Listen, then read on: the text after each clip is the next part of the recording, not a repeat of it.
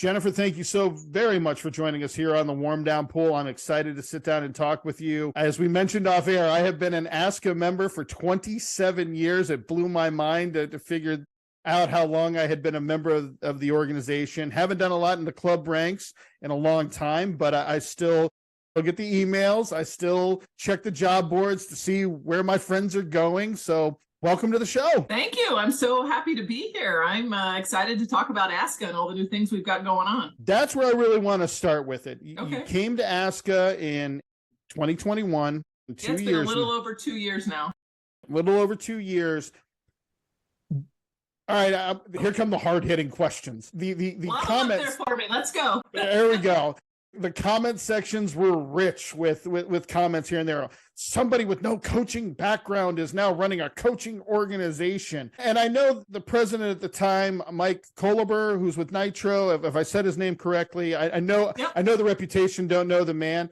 But he came to a huge defense, spent many years working in advocacy groups, which I truly believe that's what ASCA is. It's an advocacy group for swim coaches in the United States, especially at the club and USA Swimming level. Came in the door, sat down. The weight of that position, especially with, I'm not going to say controversy, but there was a little dark cloud over ASCA for a while. When you took over the role, what were some of the things that you set out right off the bat? What were some initial goals for you? Well, I will tell you, yes, my background is in advocacy, teacher union and nurses unions, long career, won't mention how many years, but basically my whole career. So I came in with that experience. I think that is what the board was looking for, is somebody with experience running a professional organization. So it's not a far cry from teacher professional organization to coach professional organization, as you know. And so, yeah, a lot of the things that I have learned over the years through experience, I was able to apply right away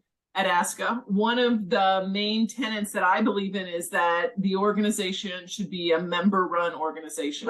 And that also helps as far as the fact that I don't have coaching experience, but what I really am aiming to do is to raise the voice of all the coaches anyway. It shouldn't be just one person's voice. It shouldn't be just one person's opinion, who happens to be the person in charge. It should be a, gathering of all the voices. Obviously, we don't always agree on everything, but we need to be raising up the voices of the coaches who are out there, grassroots. And that is what I see as my job. So, so that is one of the basic tenets is that it's a member-driven organization. And our board has been amazing and fantastic. And I, am able to work really well with them as far as getting their ideas and getting their input. They're a working board as far as, they're doing our professional development. They're speaking at clinics. They helped us revamp all of our online certification courses. They're really engaged, and that's what it's all about. And, so I feel like we've made a lot of strides forward. Like I said, we revamped all of our online education for the certification courses right away, and they're all up and running.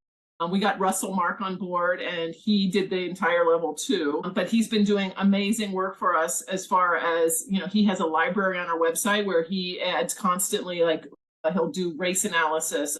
He did NC2A race analysis, stroke counts. He'll put up video that he's shooting around the country of athletes around the country and do an analysis of it. So another part of what I'm really trying to do is make membership more valuable. So all that's provided now for free by virtue of being an ASCA member, because I really believe that our mission at this organization and our board has put this mission together, that we are here to support, inspire, and advocate for coaches. So we're doing all three of those things. And we're doing it, like I said, we are making sure that membership has value. We're not making you join and then go buy extra things for the most part. I mean, obviously our in-person clinics we have to charge for, but for the most part, you get a ton of resources free once you're an ASCA member. So anyway, I could go on and on, but you tell me which direction you want to go in. No, I think that's great. One of the criticisms that had always fallen on ASCA prior to your tenure was the fact that it was one, maybe two people making the decisions for everybody. And I can tell you for a fact, I wouldn't know a single board member, if we even had a board for ASCA, up until for 25 years almost. Really? I wouldn't know. But I'm looking at the board now, and the names that I see, you've got Emily Molina, who was with Oswego Swim Club, great reputation. Tim Hill, Ian Murray, my former head coach, Bill Dorincott, Braden Holloway, NC State. These are names that they bring such a diverse group of coaches, because you've got Dynamo, which is a massive club. You've got Ohio State, NC State, Nitro, which is coach your own, Lake Oswego, parent driven. But you've got all of these people. And you mentioned Russell Mark. My goodness, the amount of stuff that he has. I remember when the staff was Jim Leonard, Karen Leonard, and Guy Edson had an office down the hall. And for the life of me, I can't remember who was running Swim America. Jennifer, I think her name was at the time. It's been so long since I've done anything with my Swim America license for that. But I think it's incredibly beneficial to have such a diverse group of coaches on that board, representing a lot of different interests across 100%. The United States. When you have that many voices who can speak up, and in my conversations with people who were still in the club ranks, there's still, especially those of us who got into ground floor with this in the 90s and the early 2000s, there's still a little skepticism. There's still a little wait and see, let's see what's happening. But I've seen a lot more acceptance and encouragement for what's going on with ASCA. I literally looked over my shoulder here before we started. I'm like, do I still have those white binders with levels 1 through 8? I've heard so many stories about binders. Oh my goodness. We don't do binders anymore. The day they made everything online, I was simultaneously happy and mad, because I had already completed my education requirements. And I know that the certification, because applying for coaching jobs, people would say, are you an ASCA level 4 coach? And I said, I'm a level 5, but I didn't do it the right way. And they're like, well, what do you mean? I go, I had one kid qualify to Olympic trials one time because I was the interim senior coach with my club team. And then for a summer, and that was automatically I was level 5. I skipped from 2 to 5 because of the way the certifications had been. And now I think the way things are structured, I really like it. It's not one of those where I think being a level 4, level 3, level 5, it carries a lot more weight with it than it did in the past. Yeah, we did revamp and that's another one where the board was very involved. We used all their expertise, and I totally agree with you, having a diverse group of board members with different points of view, from small teams to big teams to age group to senior to college to learn to swim. Like, it's all there, and that's what we need. We need all that input, and we use it all. Trust me, all of it. Yes. And yeah, we revamped those courses, and we revamped the process for certification. And I have heard some of the stories that, like you're telling, but it's very legitimate now. And, people have to earn that certification to get it. And we are, trying to make it really relevant again. And I think we are. I mean, I am definitely hearing that feedback from the field. I make it a point to be out on decks all the time. And talk to coaches and make sure I know what's going on and what the needs are and what the concerns are, and try to reflect that back into the programming that we do. And so, yeah. And then I also meet people all the time when I say, hey, you'd be good for our next ASCA Live, or you'd be good for our next, course we're putting together. And that's how we find people. And so, yeah, that's another thing, by the way, our ASCA Live. So we're doing 2 webinars a month, every month, and we're really proud of that. And they're actually tied into our level 4 and 5 certifications, because Excellent. In the revamp, we made the course for 4 and 5 is actually, you have to get on live webinars and interact. And so that keeps it fresh and new. It's just not a stale binder that sits on your shelf and gathers dust. It's new and fresh. And, we've had, yesterday, we had Jason Walter from Lakeside Aquatics on human resources. It was really good. And by the way, all these are recorded and they're in the library free to members. It's an incredible resource that's building on our website. But we've got Abby Fish coming up. We've got Caleb Hernday, who is a young coach, age group coach, is going to talk about his how he builds culture on his team. So all different kinds of webinars. And so we're really proud of that, because it's fresh, new information all the time, constantly. We do a weekly e-news now to try to make it quick and easy to read, but yet you can scan through and get whatever the latest information is and click through if you're interested. But if not, it's a quick read. So yeah, we're trying to really improve communications. We're doing text messages to members. So yeah, a lot of new and interesting stuff going on. And again, it's it's built in for I think the people who are still skeptics haven't really taken the time. And all it really takes is like, go through the website, go to the member benefits section of the website and just check out that page alone, and then go to the educational resources, check out that page, and you'll see a complete difference in what's available for members and what we're doing and what's new. So yeah, it's a lot of new, fresh stuff. And as you can see, I'm excited about it. I absolutely love doing all this, and I love helping coaches. I feel like I'm giving back to the sport that made me. I have total respect for the coaches I had and the community of swimming. And I feel like any success I've had, I can draw a line back to where I learned it in, that lesson in swimming when I was coming up as a swimmer. So I am thrilled to be able to give back to the sport and to be so involved in the sport. Yeah, I thought it was really interesting when they were, again, the comment section where everybody's a keyboard warrior. Criticizing, oh, you don't have the coaching experience. It's not like you've never done the sport before. 3-time champion Ohio at Walnut Hills. And I saw the Instagram picture of you back at your old high school pointing to the fact that you still got it. You're still there. You were an All-American at USC. So it's not like you don't have a background in this, whereas some organizations, they're bringing in a business person to run their business, but they don't have an understanding of what a swimmer's mentality is and an understanding of what a coach's mentality is. And when we were off air, you rattled off the people you swam for. It's not like these were some schmucks. You had Skip Kenny, you had Dennis Pursley, Frank Bush, Jay Fitzgerald, Don Lamont. These are legends and Hall of Famers. So it's like, exactly.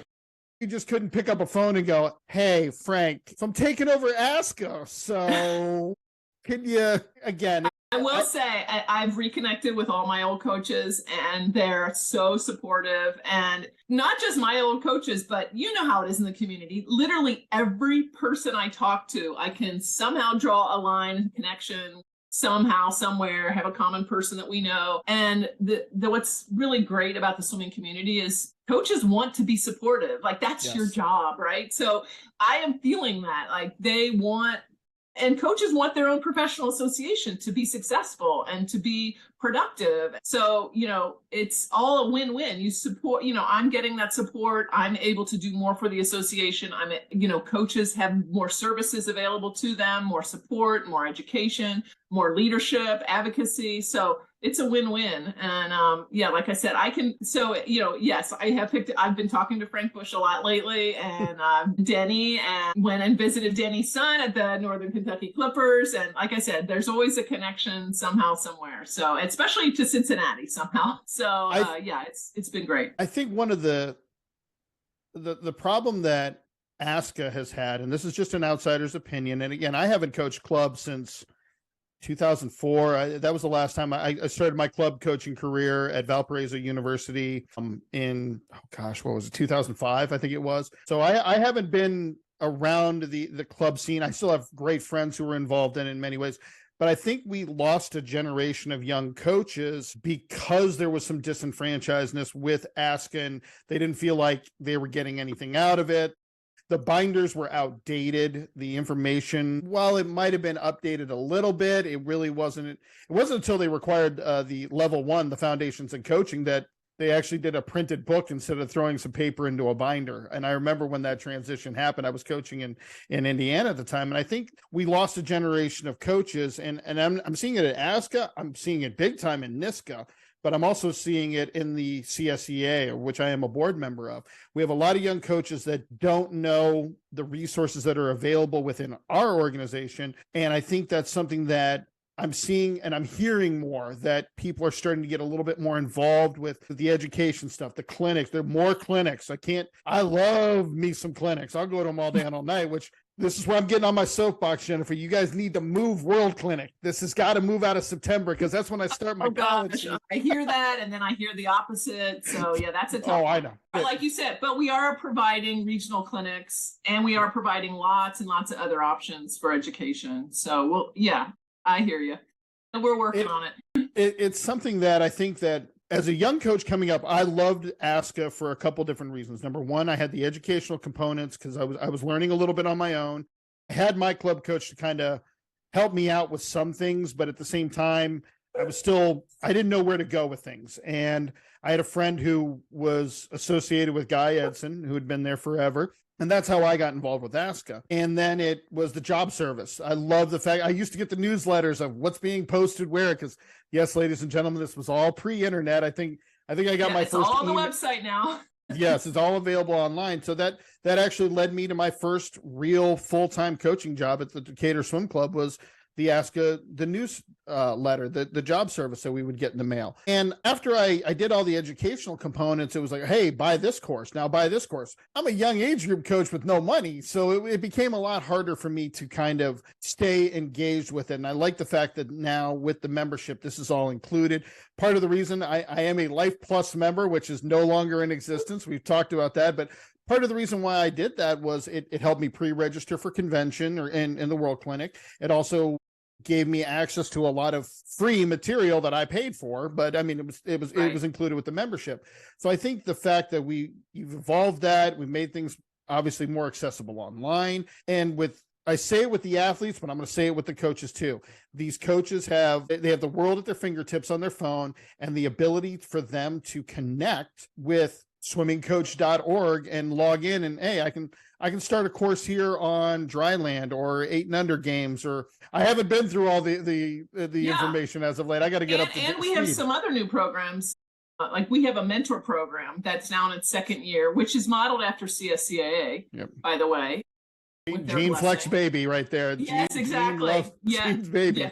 Yeah. And it's wildly popular. People who are in that program absolutely love it. We just got we ended our second year and got the evaluations back. 100% of the people who responded said they would recommend it to a colleague. So that's how, I mean, when does that happen? And it's, as you know, it's not the traditional like mentor-mentee. It's 3 people. It's bronze, silver, gold, years of experience, and 3 people paired together who meet once a month on Zoom. And I'm telling you, everybody learns from somebody. So the older coaches are learning from the younger coaches, and the middle career coaches are learning. It's just a great learning environment. So I highly recommend that. Free to members, again, like that.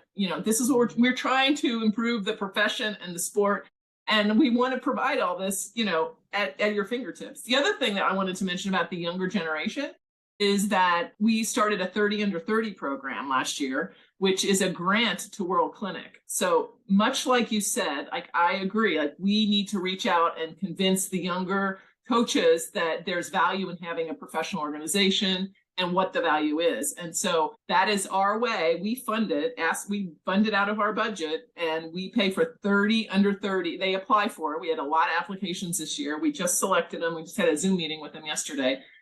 And 30 coaches are coming on our dime to World Clinic to experience that for the first time. And we are hoping that will open up their eyes to the community that's out there, to the opportunity that's out there, to the education that's out there, and that they will eventually become leaders in our organization. And they will help move the coaching profession to a new level.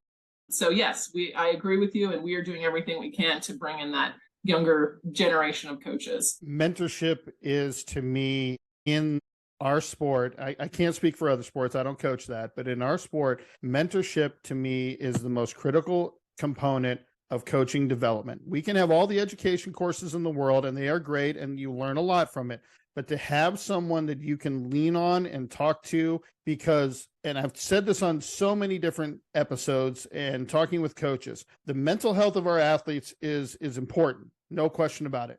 But what I am discovering talking to coaches is that the mental health of the people in this profession has taken a massive hit in the standpoint of people feel alone. And I'm in several different text groups. I have talked with coaches more about things in their personal lives. I'm married. I have 2 older children. I have young coaches that talk to me like, how do you balance your family life? How do you balance your work life? And I said, well, here's how not to do it, because this is how I did it. And here's the problems that I had with it.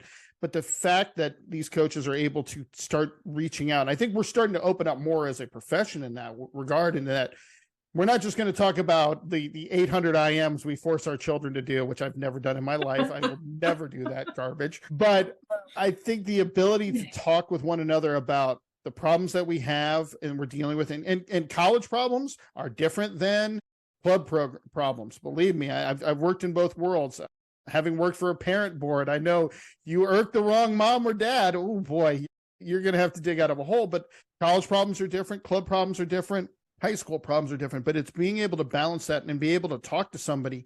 Because I know for a while, especially through the pandemic, I felt like I was alone. Like I'm trying to keep my kids, my athletes, their head on straight and keeping them focused in and giving them some relief, because the pool was the only place they could go to where they didn't have to wear a mask. So it was their time to be free. And after 2 years of that and carrying that weight, I never realized I was carrying it. And this past year as a coach, we might have been successful, but it was the worst year as a coach I've ever had. No question about it. In terms of, I will say that coach burnout. Yeah, coach burnout is one of the biggest issues I hear about. And in fact, it's the issue that our ASCA fellows are researching this year.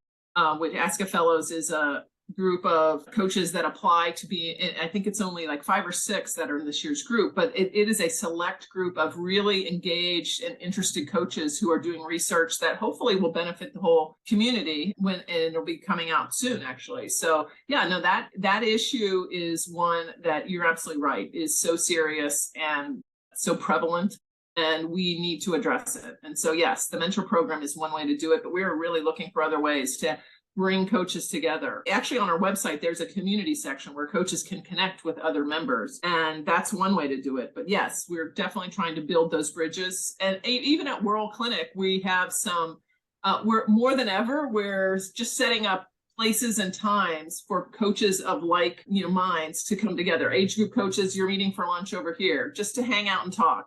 High school coaches, here's a time and date and a place where we're setting for you to talk. We're doing a lot more of that because that's what we hear. We're doing 3 socials. Every night of World Clinic, there's a social because that's what people want. That's what our survey said last year. Like, we need more time to be able to connect with each other. We love the talks, but we really learn the most when we're debriefing about the talks and getting to know other coaches and talking about what we have in common. So we are definitely working to create those environments for coaches. Well, and I know you were at the CSEA convention this past spring. That's where I first ran into you. But basically, the last day we were there, I'm heading to the airport, and I'm like, I finally tracked her down so we could set all this up. But I mean, we had the breakout sessions with Division 1, 2, and 3. NAIA had their breakout session, and the social over at the Hard Rock, having an opportunity to talk with people. And I think that's really something that when I went to the World Clinic, I think the last one I was at, maybe it was New Orleans. I can't remember. This is back in the early 2000s. I know I went to Vegas. I had a great time there. The socials in Vegas are a bad idea. I'm just going to say that now. That's a whole different level, right? We'll do all the discussing we'll need to do at the craps table. Let's just call it like it. I think the biggest one that I came across in talking with coaches, especially on the pool deck and talking with my friends who were working still in the club level, is that, like you mentioned, the coach burnout, but it's also, we're seeing a shift in how it used to be. Like the goal, the holy grail was you wanted to coach at college. That was the holy grail right there. You were a club coach. That's where you wanted to be because the pay was better. You didn't have to deal with parent boards or team jumping or any of the negatives that unfortunately come with sometimes with club coaching. Now I'm seeing a shift more. The college coaches are going back to the club ranks because of there are 2 positions this past spring that posted twice for head coaching jobs, and they're both Division 1. Never in a billion years would you have ever seen it. And it all came down to pay, expectations, because a lot of schools, especially outside of Division 1, are looking at college swim programs or any athletic program as enrollment driving. We don't care if you're successful. We're going to fund you the bare minimum, and we want you to carry X number of men, X number of women. And coaches are too competitive for that. They want to be successful, and they feel like, well, I'll build the program up and then they'll have to reward me. No, they don't. You're putting heads in beds. And I don't want to speak negatively. I have a great experience here where I work. Obviously we talked about it. Your son played at one of our rival universities in our conference and everything. And I know how passionate Georgetown is about their basketball, especially. And your son played basketball there. But a lot of schools they're using sports as enrollment driving. And as a result, coaches are going back to the club ranks, and they're finding a better experience because they're actually feeling like, instead of being a cog in the machine, they're working with athletes. They're getting an opportunity to develop kids. And I think that's very important for the success of our programs or our profession, I should say, that we are putting ourselves in a situation where we can be engaging, but we have the support structure behind us. And I know the CSCA is working their butt offs right now to do that for our college coaches.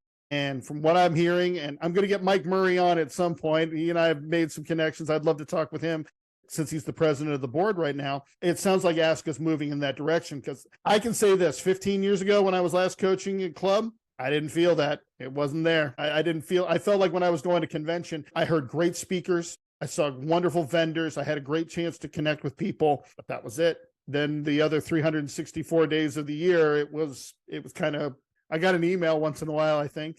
I'm not sure. I'd have to go back and look. But it sounds like with the vision that ASCA has right now is starting to encompass all aspects of our profession. I'm very excited to see that. When you are faced with a coach that may be a little bit skeptical of the changes, and maybe they had a negative experience back in the day, they haven't renewed a membership in several years, what's something that you would say to somebody? If I came to you and I said, I ain't going to get anything out of that, I haven't been a member in 10 years, sell me on it. Sell me on being a member of ASCA right now. And I love the fact that I love the fact that you're on a pool deck, that you're going out and meeting people. Oh, absolutely. I think that engagement is critical, but make me an ASCA member. And what you just asked me is what I hear all the time on the pool decks. We have totally revamped what it is to be an ASCA member. Like I said, we are here to support, inspire, and advocate for coaches. All three of those things are very important.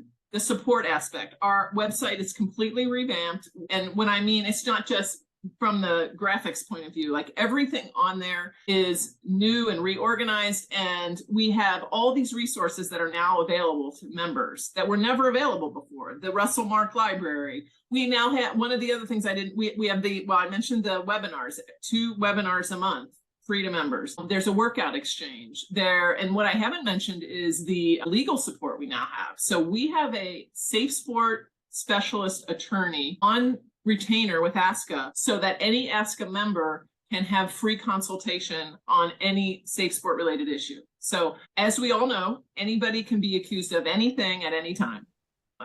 If you're in coaching for a very long time, it's probably going to happen to you at some point or another. Somebody's going to be unhappy, right? I mean, it's just inevitable. At some point, you're going to be accused of something, and it may get reported to Safe Sport, may not. But in any case, it's just coaches need somewhere to turn. What is the process? What should I be worried about? What should I be thinking about? How should I prepare for the investigation? Whatever it is, we like to say that now ASCA's got your back. So, we now have an attorney that you can turn to. And this is where my teacher union background comes in, because when I came in to ASCA, I started getting these questions, and the system seems very unfair about how coaches are able to present their side of the story. And so I immediately looked into getting legal advice, because that's one of the critical parts. Like, this is your profession, and people if you're accused of something, you take it very seriously. And talk about burnout and mental health issues. I mean, that in of itself is a problem there. Anyway,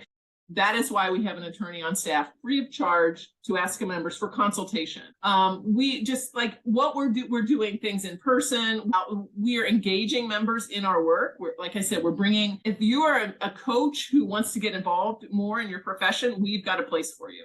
We've got an education committee where you can help us formulate our new education offerings. You can get involved in the mentorship program. You can get involved in the 30 under 30. If you're of that age group, we have a Coaches of Color group that you can get engaged with. We've got the workout exchange you can start, contributing to just by following and resharing our social media. You're being an engaged coach. So there's literally every level of involvement, and that's one of the hallmarks. For $88 a year, I mean, it's the best bargain in town. $88 a year, you can have access to this amazing amount of resource that's going to help you be a better coach. So that's really what I talk to coaches about. Then there's the whole advocacy side. If you are in USA Swimming, we're really starting to step up our game, getting involved as far as getting involved in what issues are coming forward to the House of Delegates, and what's happening at the LSC level. And we are really going to start getting coaches more informed and engaged at their local level, because that's where you have a voice. And so many coaches don't really even realize how much of a voice they have if they just get on their LSC board or run for a position at their LSC level. That's where a lot of decisions are made. And, it's really oftentimes just a matter of knowing that and knowing how to run and knowing what the issues are, knowing who your representative is and what you should be talking to them about, because they are then going to go vote on something. So we're really going to do a lot about educating coaches on what's happening in the profession, what's happening within USA Swimming,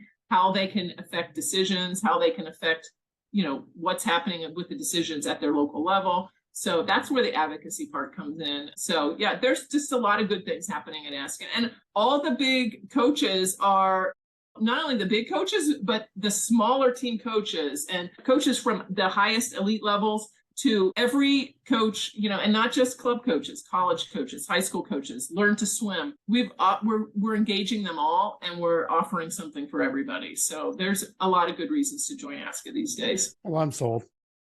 Okay, good. Already got paid for your membership. Yeah. I'll re-up that lifetime membership that I've already bought. Well, here's the thing about the new education, the new certification courses. Even if you're fully certified, I would highly recommend going back and taking some of those courses, especially level 2. That's entirely Russell Mark on the strokes. You're going to learn something, just because you're already Yep. level 2 certified doesn't mean that you can't take that course. It's a 5-hour course. It's all deep diving into all the strokes. And plus he's doing there's additional courses he's doing on each of the strokes. So there's just so much there that is new and different from before. So it's really worth looking into. I remember doing my level 3 in person at the Central States Clinic in Aurora, Illinois, with Pete Malone, who was with the KC Blazers at the time. That was painful. I would have killed for an online. And I'm not saying painful on that. It was that Peter didn't do a good job with it. He has such a lot of material. He has a very dry personality, and it was like, I was pre-law. Can I skip to the admin side? I'll do that. I'm good on that one. But Science.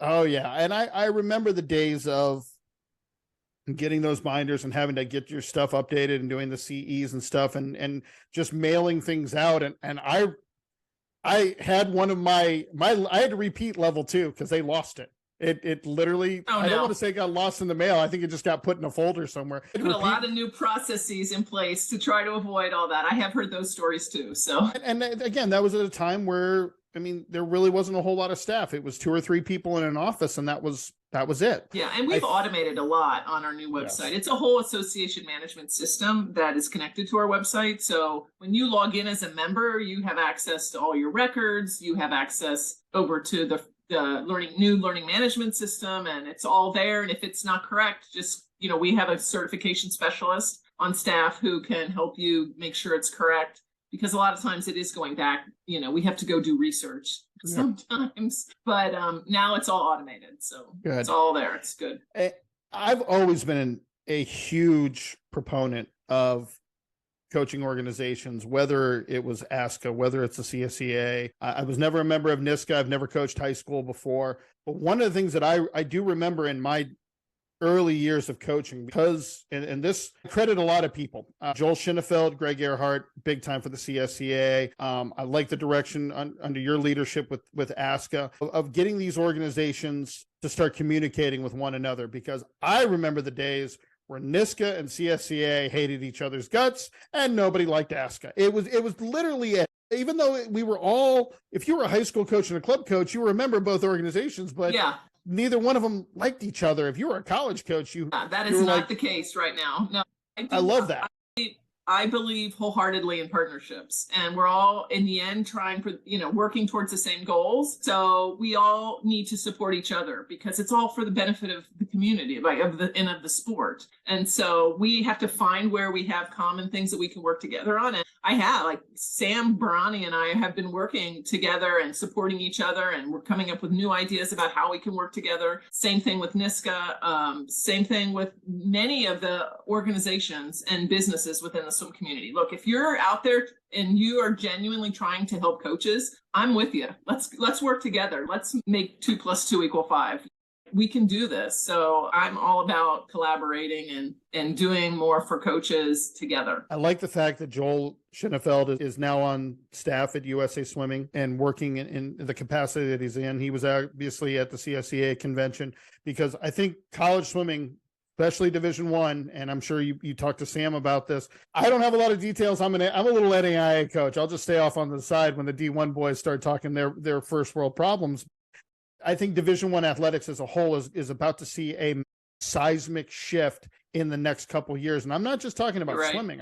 I think Olympic sports in general are going to be heavily impacted. I think having the CSCAA be very forward thinking. I can't go into details as what we've talked about. If I can I'll get Sam to go on the record if I can get her on the show down the line.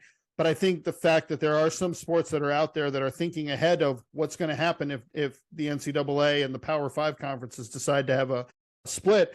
But I also am hearing other sports are like, well, nothing's going to happen to us. And I think that's just naive of coaches organizations. But to have the support of USA Swimming, to have the support of ASCA, and to have the support of NISCA behind them saying, look, we've got these athletes that are about to come up into the college ranks, to have us all on the same page as so one critical. Is going to be important for the security of our sport, because I have a feeling, and I'm not going to name any sports, but there's some I'm guessing that are going to get caught with their proverbial pants down, and they're going to be caught wondering what the future of their sport holds. There are some that I know Sam has talked with the heads of their coaching organizations, and they're kind of sharing ideas of what works for each organization and what can work collectively. But having strong advocacy groups like NISCA, like CSCA, and like ASCA, whereas 15 years ago, if we were dealing with these problems, I don't know that we had the leadership in place in the CSCA or in ASCA to tackle this head on. And I don't think we'd have a voice on USA Swimming to help us out either, which I think Joel's going to do a fantastic job of. Yeah, and the more that we're all linking arms, and like you said, and pushing together on the same issues, the more effective we're going to be. Like you said, so yeah, good for swimming. I don't know what's happening in the other sports, but yes, it's going to be critical for the sport of swimming that all of us who are in the advocacy space are, like I said, linking arms and pushing on the issues and looking ahead and finding those issues and being on the offense instead of always on the defense. That's going to be important too. So yeah, part of that. Proactive instead of reactive. That's the way we have to operate within our respective groups and as a sport as a whole. You mentioned that. I mean, I brought up in 5-10 years, we don't know what college swimming is going to look like. For ASCA, with the new ASCA, as everybody calls it now, what do you see?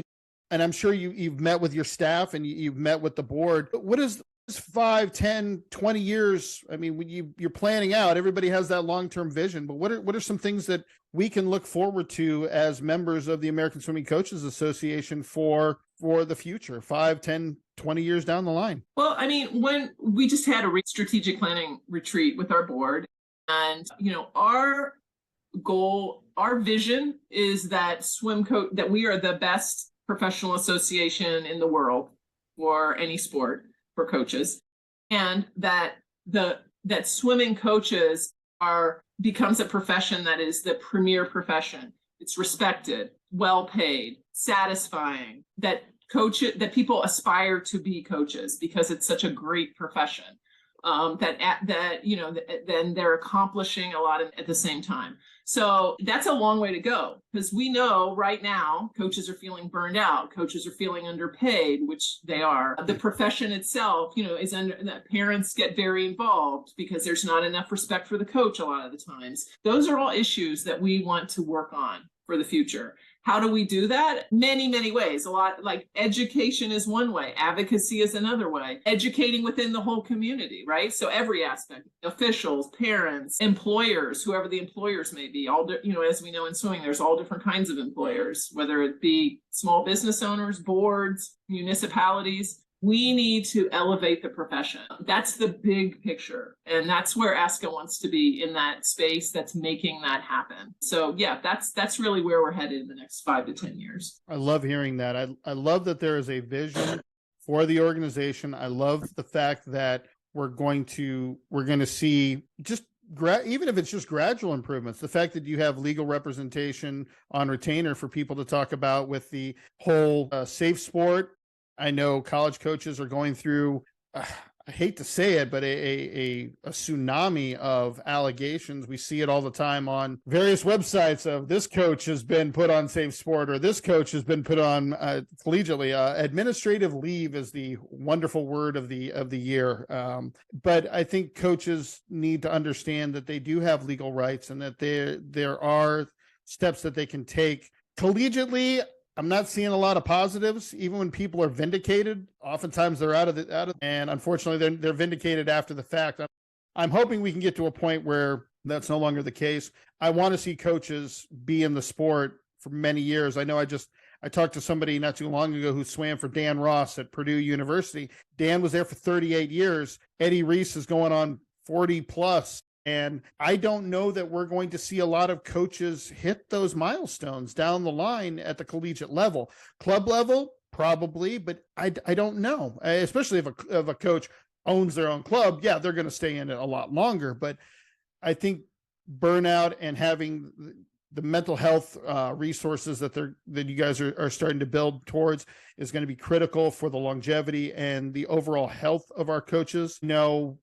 Talking with one another, we are starting to open up more. And I think that's critical. And I think that's going to contribute to a lot of the things that you guys are going to build into and in talking about at a World Clinic. Some of the best information you get never hits a stage. You're not going to, I remember hearing Bob Bowman talk about a young Michael Phelps after he just broken the world record for the first time in the 400 IM. They had Michael there, but I remember the conversations off to the side more about how to deal with ADHD athletes, or they had some kids who were on the spectrum for autism, how to work with those athletes and some tricks of the trade, if you will. And I think that's something that is the high benefit mark for all of our young coaches is to, even if you can't get to World Clinic, I literally have the screen up here right now of the regional clinics that are available. The Central States Clinic has always been a major one. It's been it's not really an ASCA clinic anymore. I know. Or it never has been.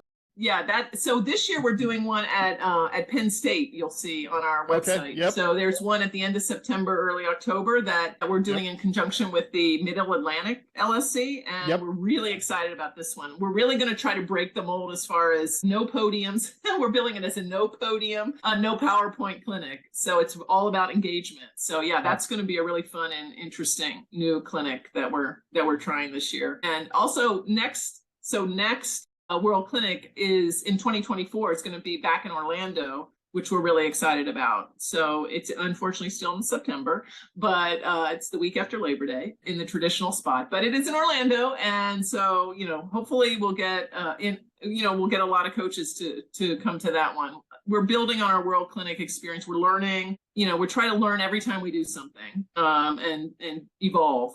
As coaches do. That's what we're doing with all the things we do. So World Clinic just gets better and better. This year in 2023, I'm so excited about this one because we're bringing in best-selling authors who are also like experts and bloggers on the realm of success, really.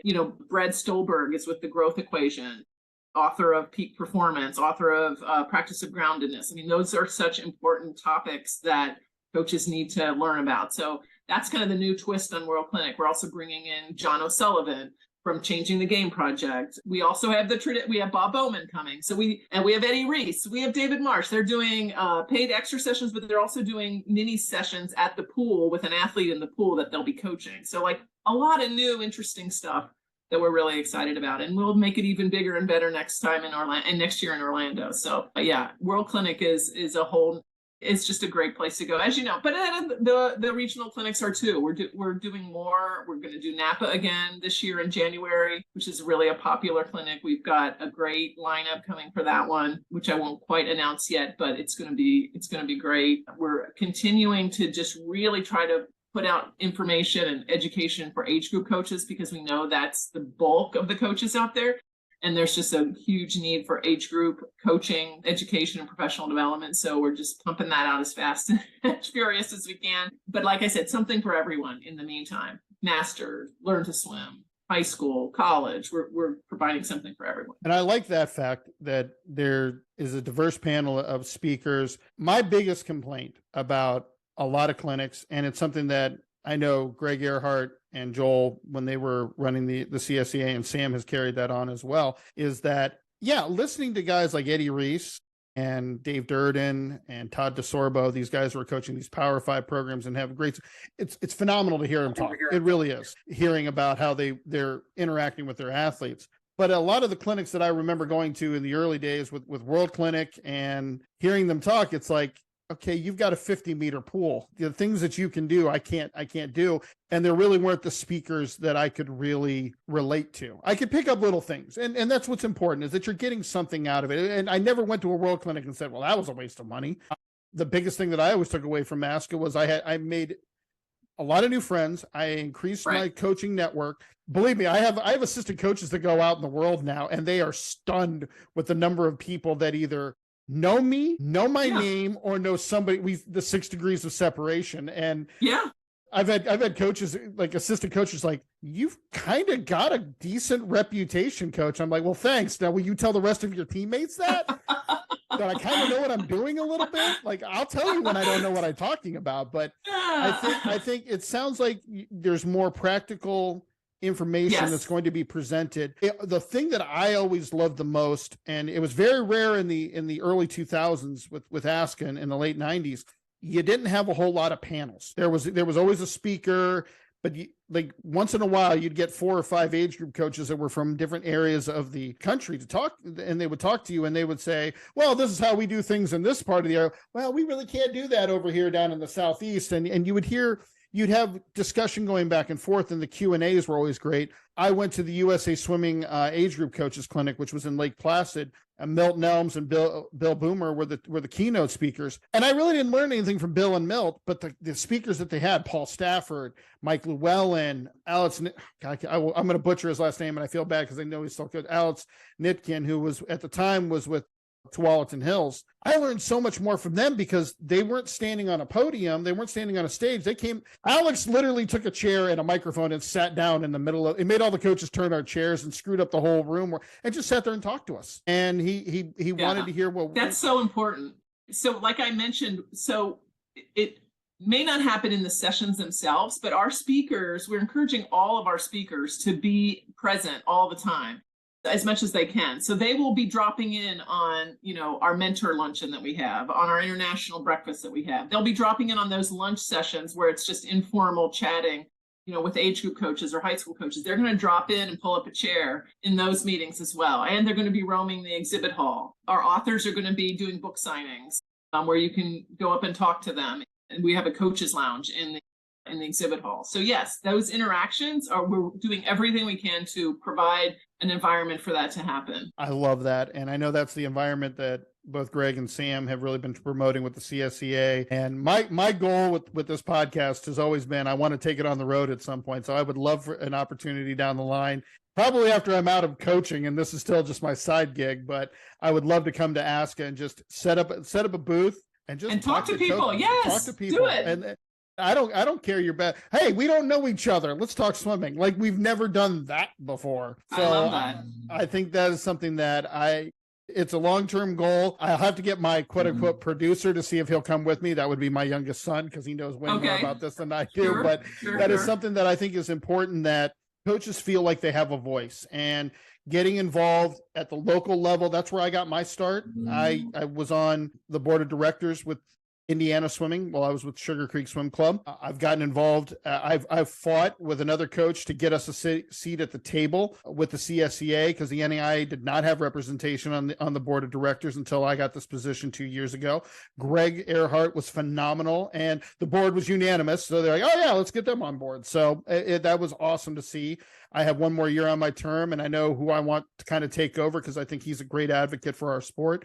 But I think getting involved, don't think that, oh, I'm just a little age group coach, I don't have a voice. I think coaches out there, if you're listening, get involved. Find out your process in your LSC, because it's different from LSC to LSC. Indiana, we had a ton of positions. Illinois, we didn't have as many. I know when I was in Nevada, there were very few because there were like 3 LSCs that divided up the state of Nevada. There was Southern Cal, Pacific, and Sierra Nevada. So it just depended on where you lived and what you were a part of. But I think getting involved, you do have a voice, coaches. Speak up. And believe me when I say this, and Jennifer, you can agree or disagree, but I think in the world we're in right now with having an advocacy group, if you have 100 people who are involved in your organization and 100 of them all agree on the same thing, you need the devil's advocate. You need 101. You need somebody who's going to come in and go, hey, I got a club team of 80 swimmers. I don't need people who have 300 plus telling me how things should operate. I think it's critical that, and I tell this to young coaches in college, get involved, get to convention, ask Sam, how can I be on, what are some committees I can be on? What are some things I can do for your sport? Ask Joel Schinnefeld, how can I be work with you from a college level with USA Swimming? How can we have liaisons with ASCA? How is this all going to shake out? I think that is the critical point. And again, I look at the board of directors that you guys have, and it's a cross section of coaches who are in different areas of the country and different levels of coaching. We work hard to encourage, we have a governance committee within our board, and they work hard on getting, folks to run for that position. We don't stack it. It's a legitimate election every September. So, and the information comes out in early August or end of July about elections. And I am all about putting out the information. I hear in the past, it wasn't necessarily communicated so well. We put it out there. We encourage everyone who's interested, who wants to step up and lead, to run, and members. And we do the voting by electronic email voting now through a company that makes it secure, but it's not just the people that show up in the room that get to vote. Everybody, all the members, if you're a dues paying member, you're getting an email, you get a ballot, you get to vote. So we're really trying to open it up, be more inclusive, encourage more diversity, among our leadership and among anyone who's involved. So yes, it's definitely the path we're on at ASCA.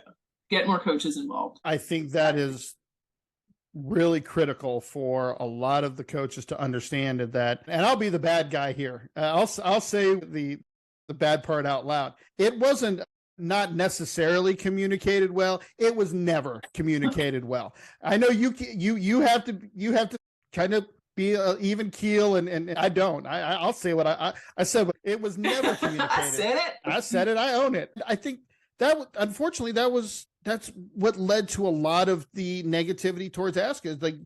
You were seeing the same names regurgitated over and over. I remember one time I looked at a ballot and went, didn't we just vote on these guys? We did. It's the same group. And yeah, that's not, you don't get fresh ideas that way. If you have the same speed, it's an echo chamber. You have the same people who are talking to one another. Again, I'll be the bad guy. I'll put the black hat on. I got no worries there. So I think that I love the improvements that have already come with ASCA. I'm excited to see what's on the horizon. My goal is to get back to a world clinic at some point. If I ever get a full-time assistant coach here, I'll feel a little bit safer leaving for a couple of days to come out there, because I'll leave it in charge of my assistant at that point. Right now I got GAs and they're still learning the game. Okay. All right. And I also know my athletes will totally run over them. But it's exciting to see. Well, I will say this: we are going to be live streaming at least the awards ceremony. So awesome. Everyone across the country or world actually can log in and watch the Hall of Fame induction and the awards ceremony, where we introduce the finalists, but nobody knows the winner until we reveal it that night, of Coach of the Year, Age Group Coach of the Year, and Impact Coach of the Year. So it'll be fun. It's going to be fun and exciting this year. And we mentioned off air, I have a little horse in the race in the Impact Award as one of the nominees, as the mother of two of my athletes here at Cumberland. So I'm gonna be like the city of Chicago. You can watch and cheer. Yeah. I want to vote early, vote often. That's how that's the mentality. So World Clinic is next week. It's September 6th through the 9th in Dallas, Texas. It should be a lot of fun. You mentioned next year is Orlando. Next time it hits Vegas, I'm totally in. Okay, we're working on it. That's great to hear. Well, we've got our final segment that before I get you out of here, we call it 650s on the top. I give you this or that. Number 6 is a special one. Jennifer, are you ready? I don't know. I got to stretch a little here. Okay, here we go. All right. Would you rather watch a sunrise or a sunset? Sunset. Yes or no? Pineapple belongs on pizza. Yes. And there goes our friendship. If you're going to a theater, would you rather see a comedy or a musical? Comedy. All right. This one actually has 3 to choose from a social media perspective. Twitter, Instagram, or Facebook? Which one do you like best? Instagram. IG seems to be the preference, at least of my athletes. Do you prefer to work in the office, or are you somebody who's comfortable at working at home? Although I do both, but I prefer home. See, I have to, other than this podcast, I have to be in an office because literally to my left is my television and my PlayStation, so I will accomplish nothing. Oh, okay. No, I do both. I do both all the time. But yeah, if I had to pick a preference, it would be home. I feel like I'm able to focus at home. And number 6, and this is an important one, as a born and raised in the Queen City of Cincinnati, Ohio, and my listeners are going to know exactly where I'm going on this. And if they're not from the area, they're going to be confused as all get out. Skyline or Gold Star? Oh, Skyline all day long. Thank Hello, you. the original. Thank you very much. I had a friend that went to school at the University of Cincinnati, and I think it's the original store down on Clifton. He took me there when we were freshmen in college. I came and visited him. I fell in love, and they are finally building one that's going to be 45 minutes from my house here in southeastern Kentucky. So it's creeping south. I'm getting there. Here's something interesting. So I live in Fort Lauderdale, and there's actually a Skyline in Fort Lauderdale. So I get my Skyline fix quite often, actually. There were 3 of them. I did a training trip. I told this to Mandy Commons DeSalle at Cincinnati. I had her on the show. There were 3 of them in Clearwater. And we went there for a training trip, and my mind was blown. I'm like, wait a minute. No. They don't even have these in Columbus, Ohio at that point. Like, how are they here? And I walked into the store and I go, is there an owner or a manager I can talk to? And they're like, oh, is there a problem? No. I'm the owner. I said, well, do you have all the franchises in Clearwater? And it was an older gentleman. He goes, yeah, I have all 3 of them. Where'd you grow up? He goes, Sycamore. I went, thank you very much. That's what I needed to know. And he goes, where in Ohio are you? I said, well, I grew up in Canton. He goes, well, there's no stores up there. I said, yeah, but I had buddies that went to Cincinnati and Xavier. He goes, okay. And I said, so what happened? He goes, my wife got a job down here. I was a stay-at-home dad. And I discovered there were a lot of people from Southern Ohio that retired to the Clearwater area. So I opened a Skyline, and it became so popular. We opened 2 more. And I went, okay. So it was like a cluster in Ohio and 3 down there. And now I'm hearing there's one in Fort Lauderdale.